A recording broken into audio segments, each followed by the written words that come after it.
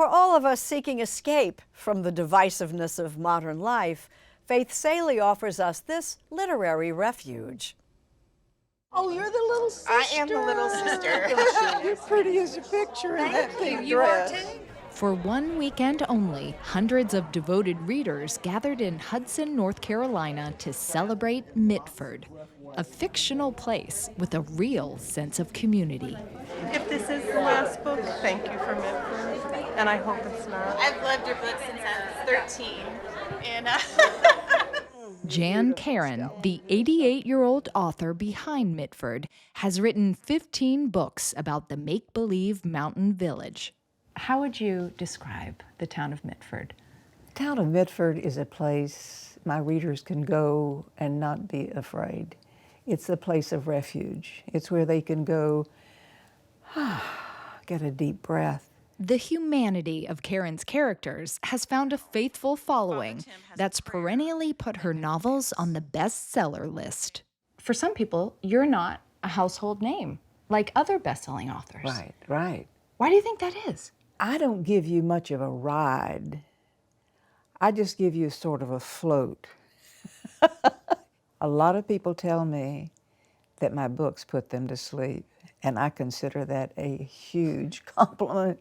It's entertaining. Her books are entertaining. Superfans Phyllis Farringer, Nellie McMasters, and Joellen Moorer are Mitford mavens and say the books are more than page-turners. We are in such a uncertain period. We're in such turmoil that it's just a nice, pleasant place. And it's not divisive. This is just love your neighbor. Yeah. Know the people who live around you. Do you think that places like Mitford really exist in America today? Oh, sure. I do.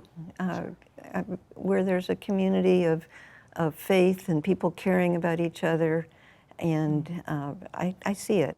Jan Karon was raised by her grandmother Fanny in Hudson and attended elementary school here. Almost 8 decades later, she converted the site to the Mitford Museum. This is my first grade classroom. And this is my wonderful first grade teacher. I couldn't wait to get to school. She credits Nan Downs with encouraging her creativity. By age 10, Karon says she knew she wanted to be a writer. I stood in front of this very mirror and I said, I'm going to be an author. How did you know? I just knew. I love to read, and so I wanted to give other people what I received from reading, which was that whole other world. At 14, Karon found herself wanting to escape her world, so she got married, dropped out of school, and gave birth to her daughter Candace a year later. She was divorced at 18. A lot of it was really hard because I became a single mom and had to raise her by myself when I myself had hardly been raised. She worked a series of jobs, including TV producer. She was later fired and says that was her turning point. It brought me to my knees. I'd never been on my knees. I was 42. I just went down. I don't know what to pray for. I'm just here and I need help.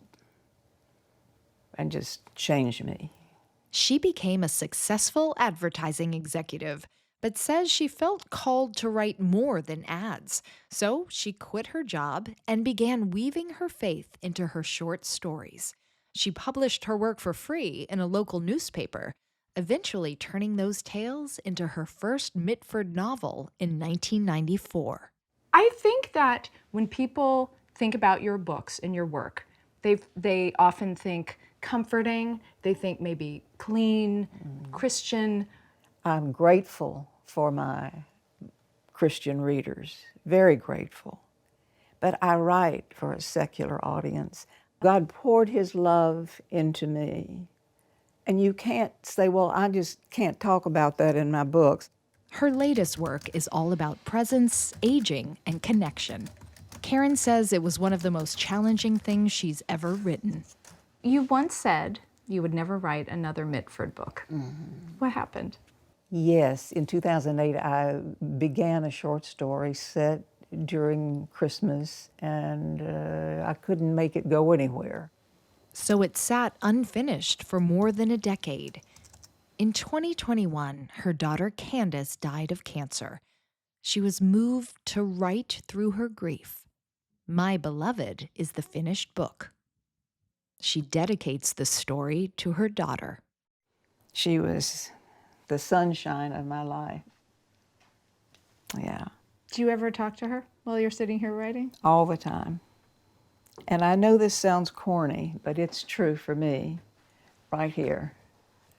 She'll say, "I hear you, Mom. It's okay, Mom.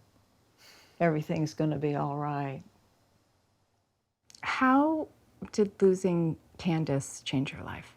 I'm less judgmental.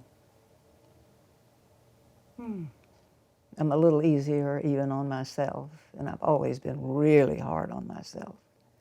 I know that we don't have forever anymore, which is a theme in this book. So what can we do with this time? Is it something better than what we're doing? Or even just something more fun? We don't have to be noble all the time. Thank you so much for the joy you brought to me and to all. Jan Karon invites us to look for community and neighborly love, to find our own kind of Mitford. If you will just get in your car and drive out into America, I'm telling you, I can guarantee, I promise you that it is out there. You have to look for it. It's not going to come to you and sit on your doorstep. You've got to go out and get it, and it's there for the taking.